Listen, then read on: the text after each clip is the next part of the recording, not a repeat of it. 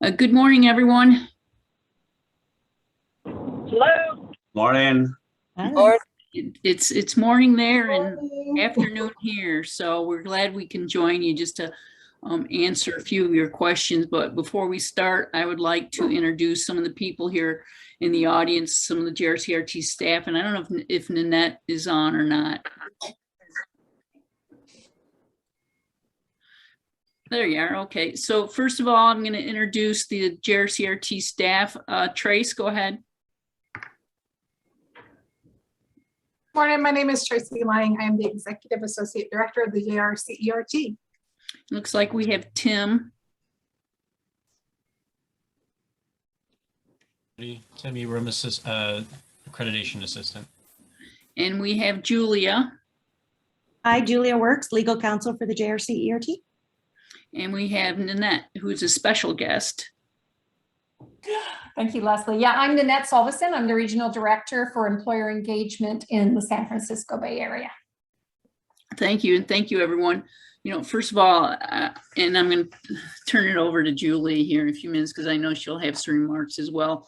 It was quite a disappointment for, I know, all of you and for the JRCRT to, oh, and I'm sorry, we have a board director, Lisa. Hi, everybody. That's short, sweet. Well, I don't want to take up too much of the important time that we need, so I think everybody out there pretty much knows me. Appreciate it. In a good way, hopefully. The passing of AB 1273, I know, was a disappointment to you folks as well as it was to the JRCRT. I think it put us back about 50 years. You know, and I was hoping that our last letter to Governor Newsom with everybody's signature would have been, you know, eye-opening to him. I thought it stated all the facts clearly. So if you didn't read it or what, I think the bill as it moves forward could have some really repercussions on the appraisal coming due is on the profession. So and I think they put that implementation date of 2024 out there because the state, the RHB, the state doesn't know how they're going to implement it and all the logistics that go along with this bill. We're going to continue to accredit programs out in California because, you know, it's a voluntary process and you know, and we're going to move forward unless the state mandates earn and learn. If the state mandates earn and learn, it'll have a different twist on how we move forward. So with that being said, I'm going to open it to Julia. Right, thanks, Les. Just a few words. One, I echo Les's disappointment that this legislation passed, but I think a huge kudos goes out to Leslie, the JRCERT, and all of you out there in California that at least got the implementation date delayed by 2 years. And I think that's huge because I do think it was very eye-opening to maybe not the legislators, but those behind them that said, okay, we see what you want, but we have no idea how we're going to implement this at this point in time in order to do it as of January 1st, 2022. So the implementation date is pushed off by 2 years, which buys some time, I think. Yes, the JRCERT will continue to accredit programs, and it really is going to be interesting to see what comes out of the RHB, and important for you all to keep communicating with the JRC office so we are completely aware of any rumors you hear about what's coming down the pipeline, because while the legislation does not mandate earn and learn, it certainly does not at this point. Does have a little crack in the open door so that the boards could do it in the future. They're not required to, but they could. So I think it's really important to keep an eye on the process as it goes forward.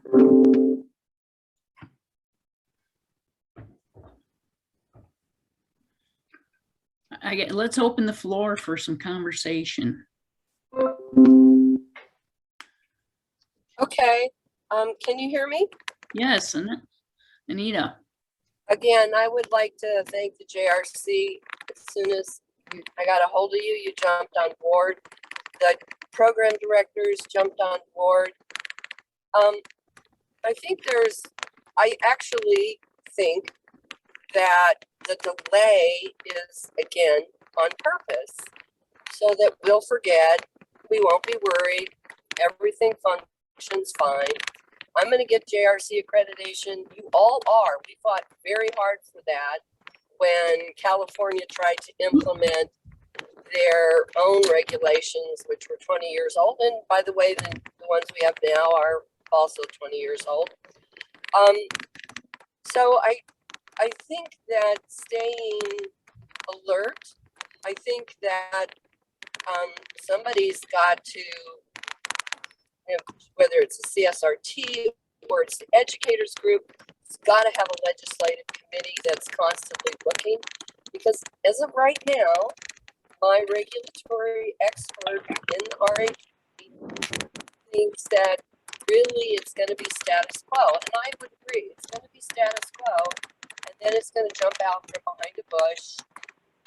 Some hospital is going to try to have on-the-job training, take their nighttime secretary, train them in X-ray, just like they did in 1970 when I was in a hospital-based program.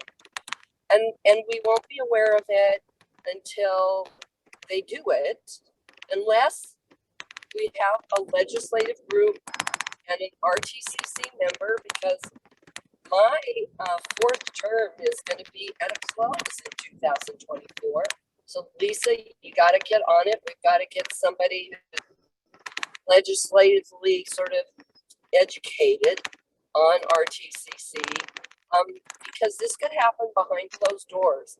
And I think the 2024 is making us all feel, oh, we got some breathing room, but it's not. It is, oh, they'll forget about us, get it implemented, and then there's nothing they can do about it. So that's my 2 cents, but I thank you, JRC, for giving it a good fight. I'm not done yet, Anita. I'm a poor loser, ask anyone. Les, Julia, if I go ahead. may. Anita, I think those were some very good points. I do think that if there is pressure put on RHB as to what is their plan, what is their plan, what is their plan, that will help them to realize that, you know, these programs are not going to forget, but they have to do something, because at the end, as of January 1st, 2024, they can no longer rely on the JRCERT accreditation. So they are going to have to come up with their own mechanism. I don't know what that will be. My understanding is previously it was definitely not as involved as the accreditation process through the JRC, but they are going to need to do something in order to recognize the educational programs. So I do think that that is the perfect opportunity for program directors, the chancellor's office, anyone interested, to continue to put pressure on them and ask, what is the plan? What are you going to do? How are we going to meet California's requirements while you're still maintaining your JRCERT accreditation? Right, and we can do that. Lisa and I currently can always put it on the agenda that we want a report from Philip about what the discussions about implementation of 1273 are. We ask for reports all the time. What I'm hearing just right now is they don't have any plans, and they think that status quo will be able to move forward. Well, I think that will change, but we can't forget, program directors can't forget to ask for a report on implementation of 1273 from the RTCC, because that gives advice to school certification. So RTCC can, that's the Radiologic Technology Certification Committee. It can be very valuable in pushing, but we have to stay diligent. We haven't had a meeting because of COVID. We hope for one in April. But we still need those reports. So I agree 100%.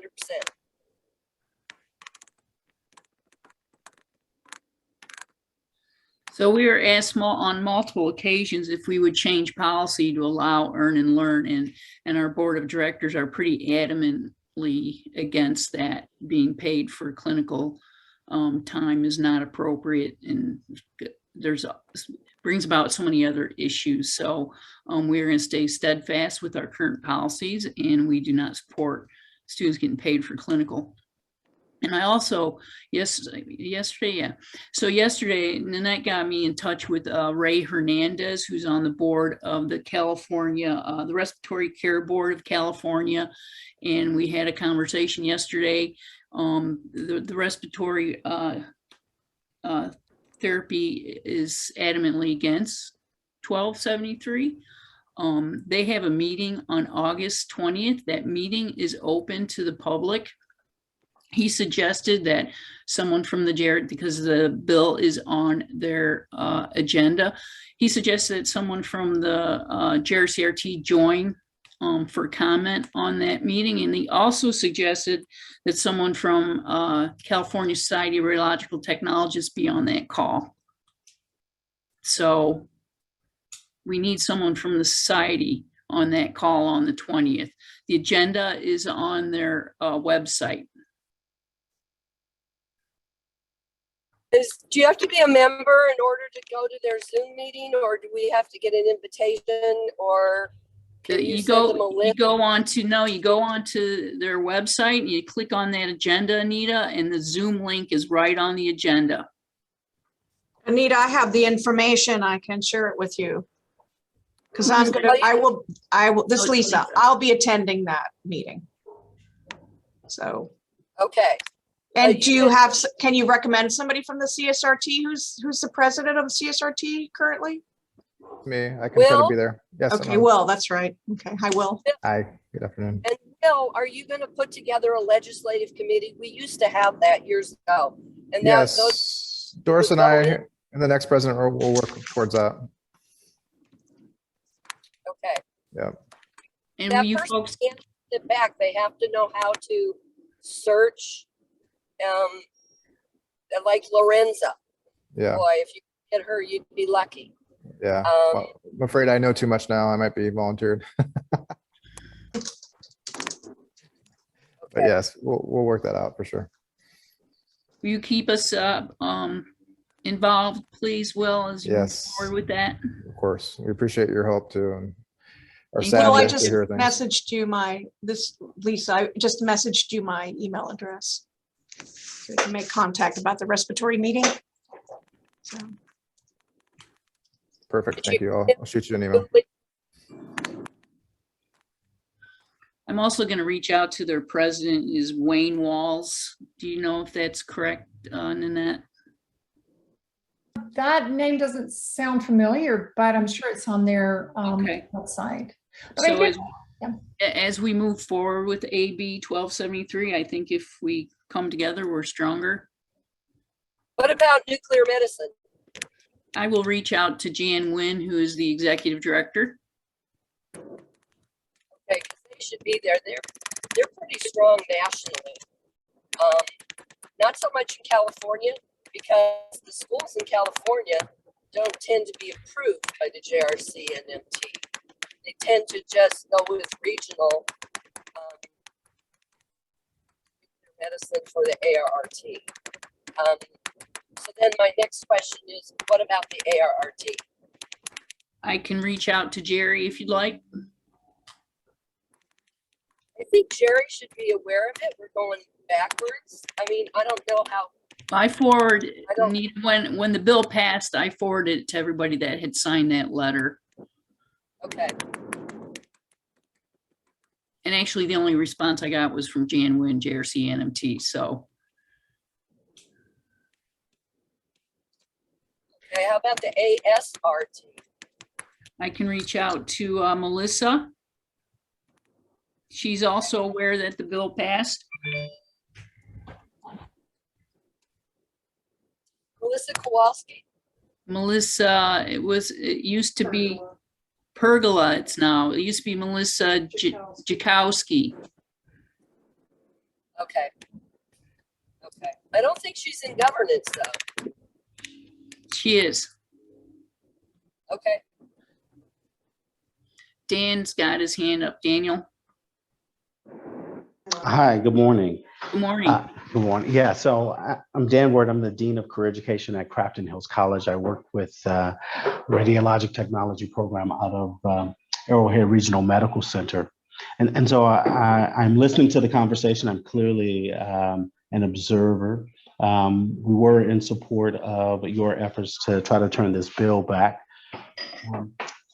But as we stand at this point, my question is around how are we dividing the work and focus at this point? It seems to be a lot of effort into sort of holding this off, holding this back, and not necessarily going in this direction. Is there any efforts being given to shaping, crafting, really sort of dictating what this learn and earn might in fact look like if that's ultimately becomes the direction?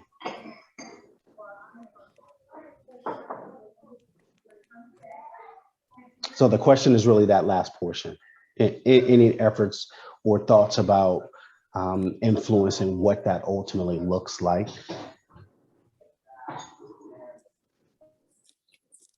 I'm not clear on the question. Are you asking if we know what earn and learn looks like? Well, my understanding is that there has to be an establishment of the acceptable standards for that process to maintain or to have a program that is accredited under that particular model.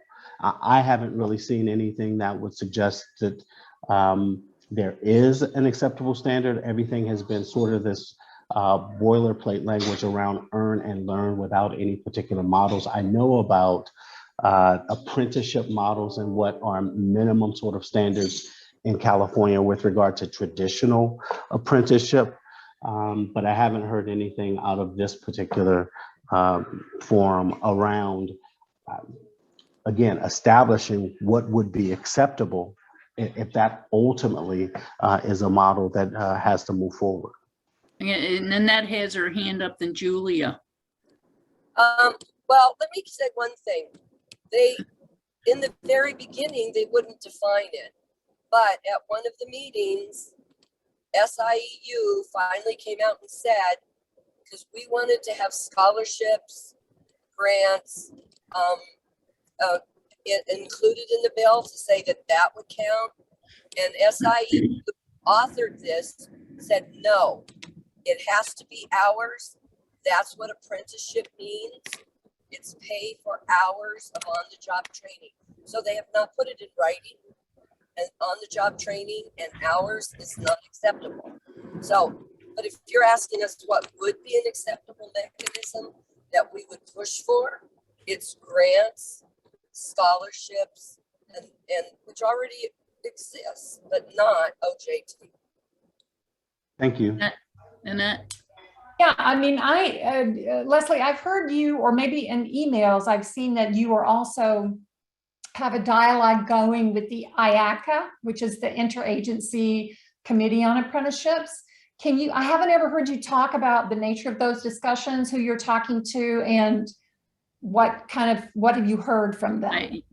Nothing. I mean, I'd have to go back and look at my notes on all that. Okay, all right. I've had so many, and I apologize, I've had so many conversations with so many people. Okay. Julia?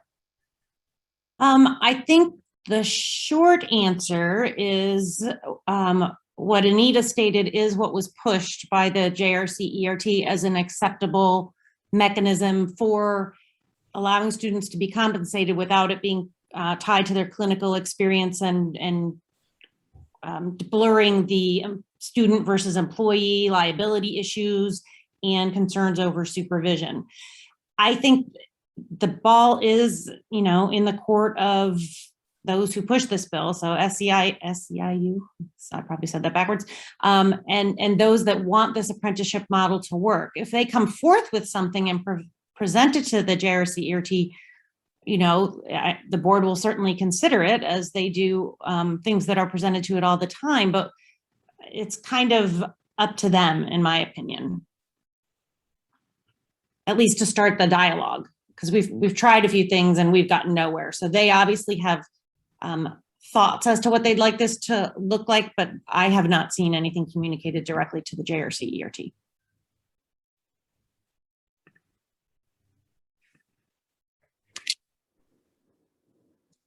I think that's the ticket to figure out the authors originally what their end game is, and to figure out, they're the ones that helped get this authored and passed now of what they're looking to do and how the state is involved with that and what changes they'll make, and whether it becomes an employer/student relationship, which is not approved by the JRC, but scholarships, grants, things like that. And I think when you read the beginning parts of the bill and the background behind the earn and learn is that all health science programs have a very demanding schedule of clinic time and class time that can be disadvantageous to students that can't afford to quit their jobs and stop working to attend some of these programs. And I think, while that seems good in what you're trying to do, if it becomes being an employee to do that, it violates some of the rules. And I think for what we need to look at a little bit on top of that is the number of hours we actually need for training. We have a pretty high number of 1850 in the state, and how we calculate that and how much we actually do is one thing, but that can be a way to at least open up maybe a little extra time, a day a week, to add some more hours if students do have to work to maintain their family structure and not have as much student debt coming out of various health science programs. Go ahead, Nanette.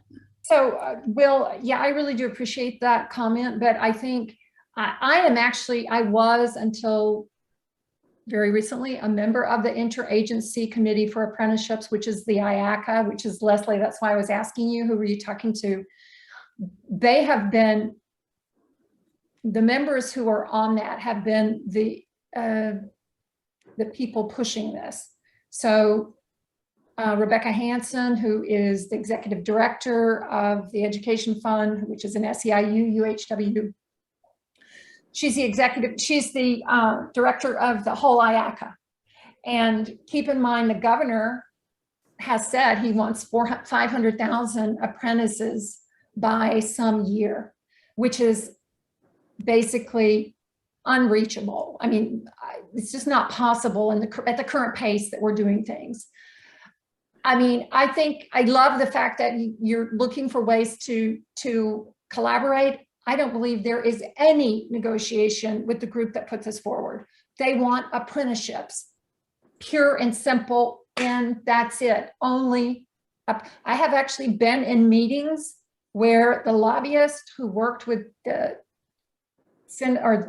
representative who put this out said, we don't want somebody outside of California telling us in California what we can do.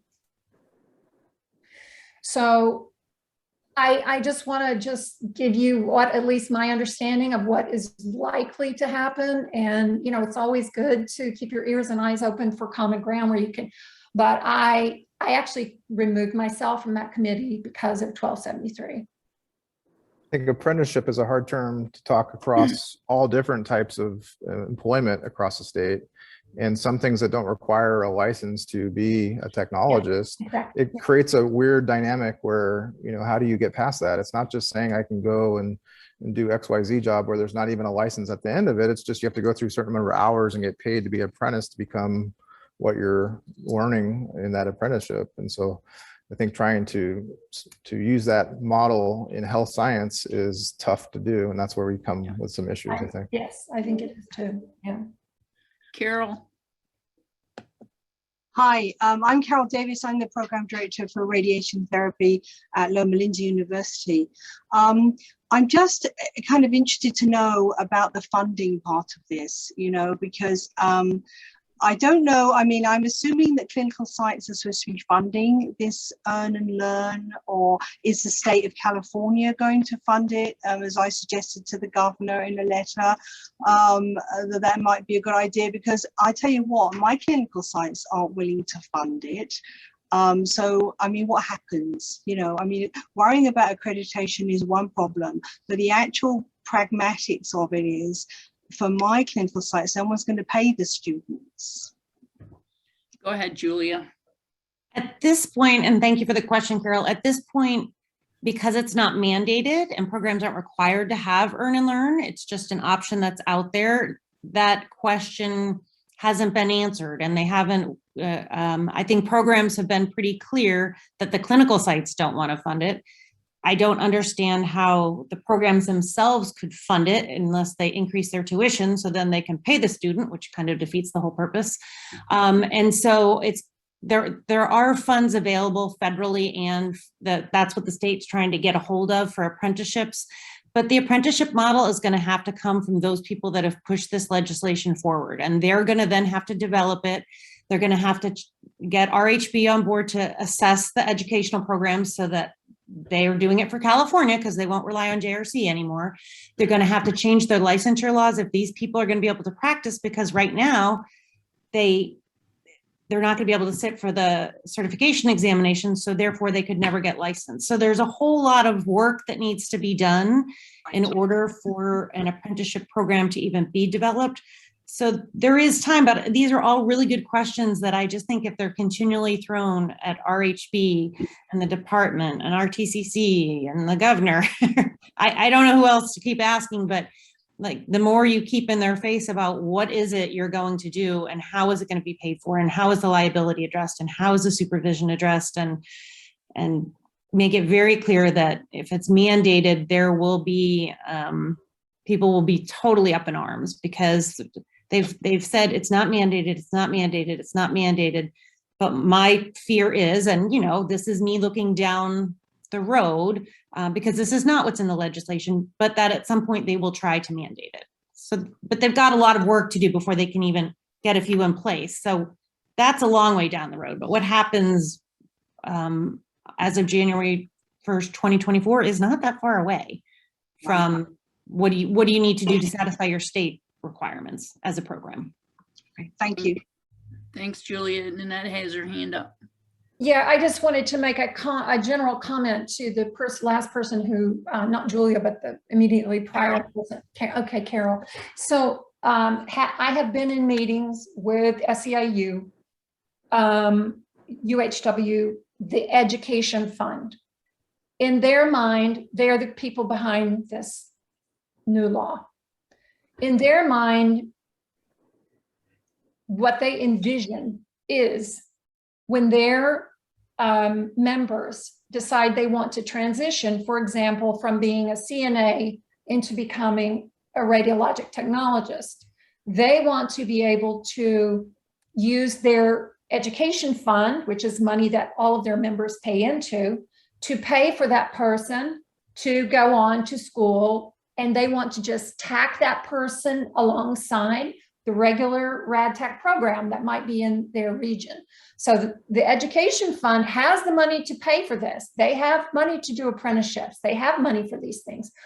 They wrote this law so that they are able to help their employees transition up the ladder into higher paying healthcare jobs. And the way they did it, and the block, it was so surgically strategic. The block that kept them from doing this is that all of our programs are accredited by JRCERT, which prohibits earn and learn. So that was the thing that had to be taken off the table so that they're able now to go to programs and tack their students in alongside other students who are, so, you know, the question of who's going to pay for it, SEIU is going to, and they're only imagining at this point for their incumbent workers, if that's helpful. Yeah, that's very helpful. And it's a laudable idea, I think, from SEIU. But of course, it's not going to work for the rest of us. And there's just not going to be enough in that fund. So really, it serves them, but it doesn't, and it messes things up for everyone else. Absolutely. Yeah. Yeah. I think it's an idea that, quite honestly, is never going to gain traction at this point, because there's no actual way of doing it if you really think about it. And hopefully they'll realize that in the end. Yeah, and I'll tell you another thing too, from being on IACA, other conversations that have gone on. The conversations are, and I was very vocal that this was not the right approach and it would backfire, and that community college rad tech programs would be even less likely to have a student, you know, and there was just no listening. They just would not listen. But they think now they're going on a road tour to all the community colleges to assemble community college program directors and tell them how this will help them, how this will work. Now, there's no discussion at all about JRCERT or that part, which is so complicated. Right. They just want to say, don't worry, the Ed Fund is going to pay for these apprenticeships. But of course, they don't know how the other piece of it, which was what all of you guys are worried about, which is, you know, what's going to happen with our education. So anyway. Thank you, Nanette. Yeah, of course. Anyone else? What do you mean by a road show to community colleges? Are they going to go to program directors or to? So yeah, good question. So as I was the community college person on the committee, they imagined that I was going to help them by convening radiologic technology programs across the state, right? My region is the San Francisco Bay Area, but I have colleagues that work all across the state. And they're imagining I was going to help them by bringing together community college rad tech programs so that they can be enlightened and shown what it is the legislation will do. And then I said, okay, I can't be on this anymore, I quit. There's no way I'm doing that. I know how angry the programs are. I don't think this was the right thing. So I just couldn't be a part of it.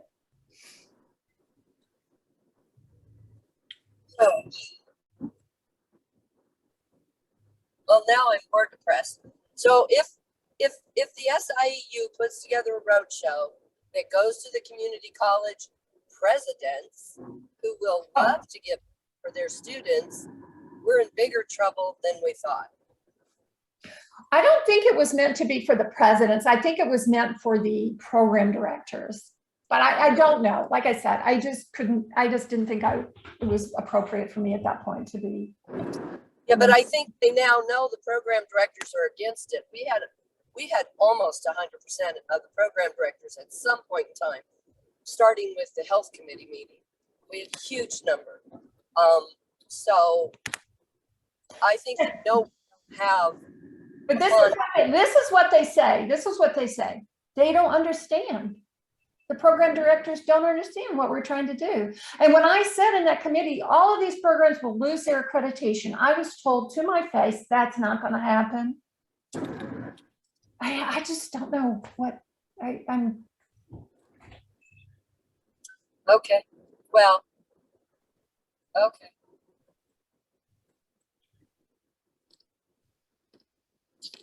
Anyone else?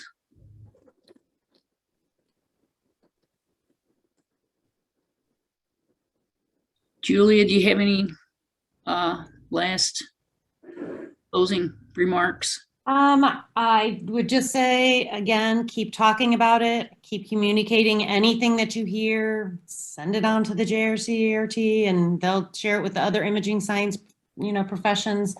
And we just have to stay very attuned to what does develop. I think right now there's nothing in place. So it will be, I'll just use the word interesting to watch and see.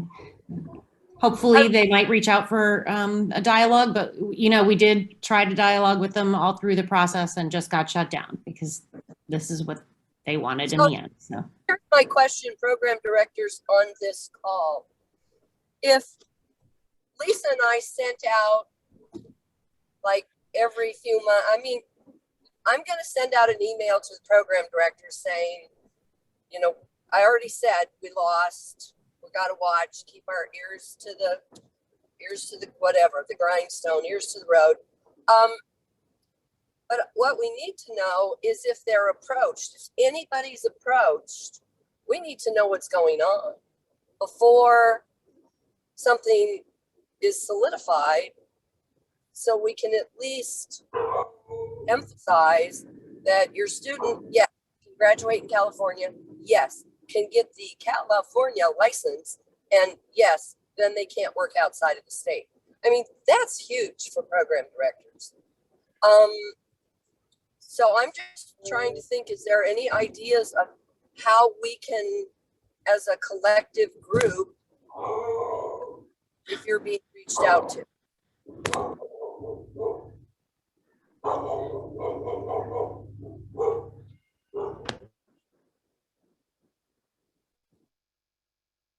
you still hearing me? No? Yes, we were. Sorry. Leslie's dogs were barking, so I was chuckling. This is Sorry. Julia. I do think, and Les, correct me if I'm wrong, I think the JRC will stay on top of this as much as they can and continue to communicate out through email blasts, information in the pulse, and any other method of communication, because it's going to be 2 years of making sure everyone is in the loop. Absolutely. Absolutely. We're going to stay on it, but we need the help of you folks to do that too. Mhm. Tracy, I saw your hand up. Oh, thanks, Les. I was just doing an email real quick back to Lisa, but I'll bring it up now. Based on what Nanette said, maybe there should be a California group. I think we already have the language that hits those talking points that we send to college presidents and deans ahead of time before they get this flash and bang and, bright lights that, oh, this sounds wonderful, let's do it. Where if we let them know ahead of time the issues that we have, and point blank, there's no more clinical settings, so it's not going to grow the program. And based on the numbers that they want in California, it is unrealistic due to the number of programs and clinical settings that are available. So maybe if we're more proactive on that before they do I love it, the roadshow. Another thing we could do, another thing we could do is reach out to this woman who was saying she was going to do a roadshow and connect her and tell her the best way to do this is to let JRCERT convene everyone.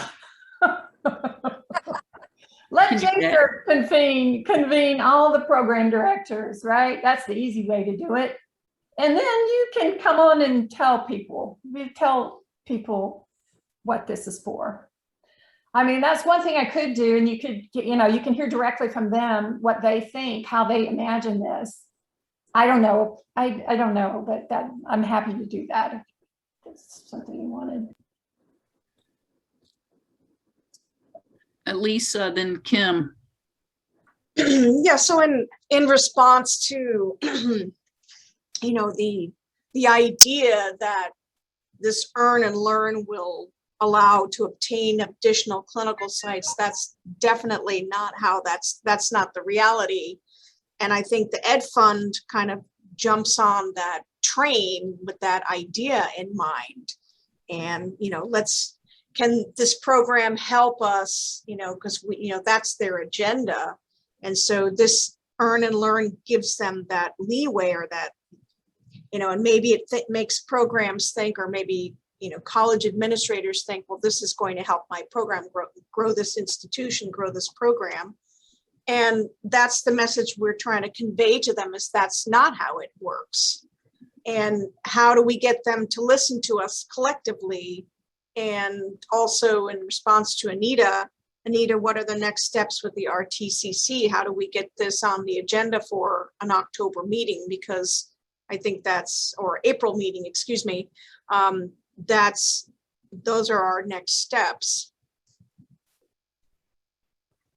Right, but you and I can do that. So RTCC's agenda is not a problem. Whether they give us a straight answer is a problem.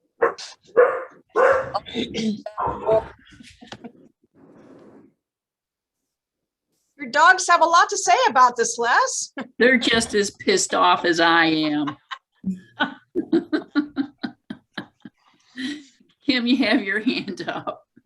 Yeah, I was wondering if anyone has reached out to the state chancellor's office for the community colleges, as far as being, like you mentioned, proactive and trying to alert the administrators, because I could definitely see this going in a bad direction if presidents think, oh, this is great, if they're misinformed. Go ahead. Yeah, so as I mentioned, I'm the area that I cover is the San Francisco Bay Area. And so we have 5 rad tech programs in our area. And so all of those program directors were, of course, dead set against this. They did not like it.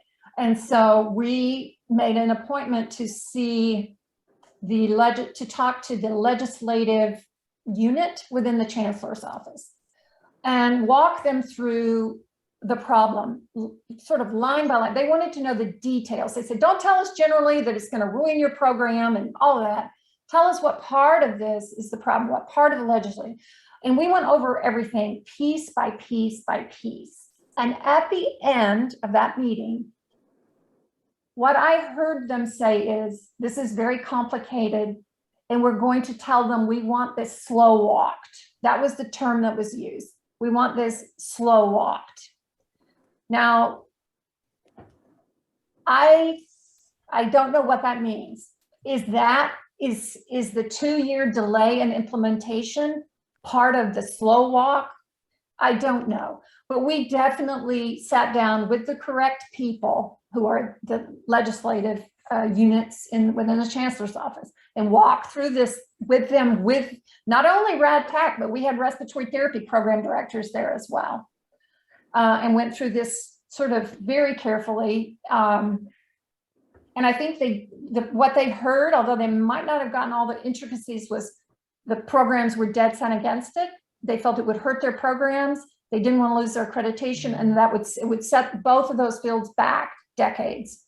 And so, like I said, they said they were going to tell them they wanted it to be slow walked, but as I don't know exactly what that means. Well, how can we be part of that walk?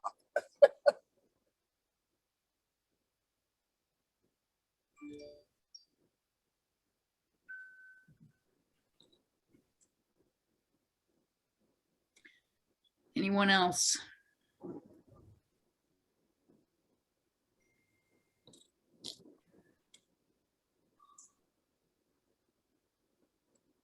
I thank everyone for joining us, and please keep in touch with us.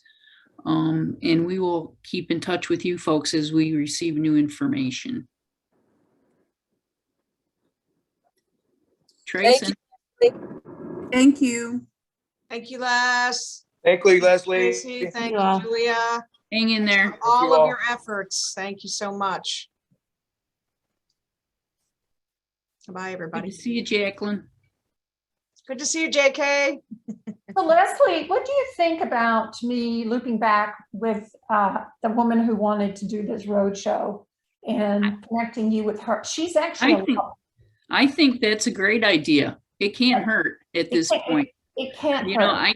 I can get all the program directors together in a lickety split. So, All right. So I will do that. I'll follow up All with right. her and tell her, that's the best way to get this done efficiently. So, all right. Okay, thanks, guys. Annette. You. Appreciate it. All right. Nanette, Yeah. Nanette, by chance, do you remember what RadTech programs were at the table when you guys were talking? Yes, Rochelle was there. Rochelle Campbell. I'm pretty sure Joseph. Schultz. Joseph Schultz. Pretty sure Joe Schultz was there. So those two, and then respiratory therapy, Brenda Hanning from Foothill, and that might have been it. If you can get me in touch with that gal, that would be great. And we can Yeah. try to set something up. Yeah. And Tracy, you can reach out to Rochelle. She was a firecracker. She was so mad at that meeting. So yeah, I mean, she really spoke well for all of you. She was very adamant and passionate about what a mess this would be. So she did. Sounds like she was perfect. Yeah, she did a good job. And she would be perfect legislative committee. We trained her a couple years ago. She's very good. Yeah. Yes. Just great. Okay, guys, thank you. Thanks, everyone.